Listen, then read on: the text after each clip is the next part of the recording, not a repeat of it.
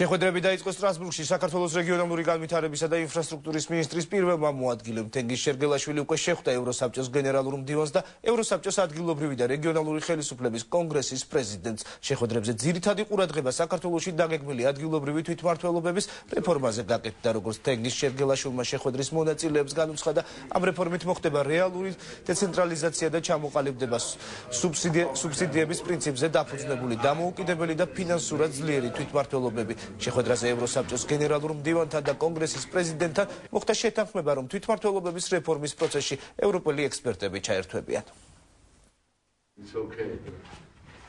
ჩვენ შევეხეთ იმ საკითხს, რომ უნდა შედგეს ძალიან მჭიდრო თანამშრომლობა ევროსაბჭოსა და საქართველოს მთავრობას შორის და პარლამენტს შორის, რათა ჩვენ მივიღოთ სრულყოფილი საკანონმდებლობაზე თვითმმართველობისთვის, მოვემზადოთ სრულყოფილად ადგილობრივი არჩევნებისთვის, რათა არსებითი ნაბიჯები გადაიდგას წინ.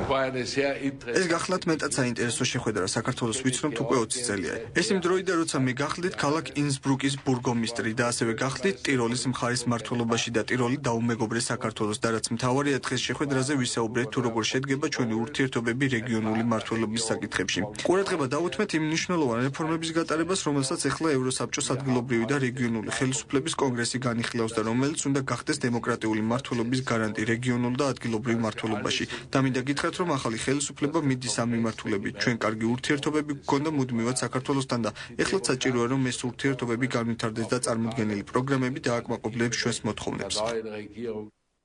სახალხო დამცველის წარმომადგენლები ბაჩუ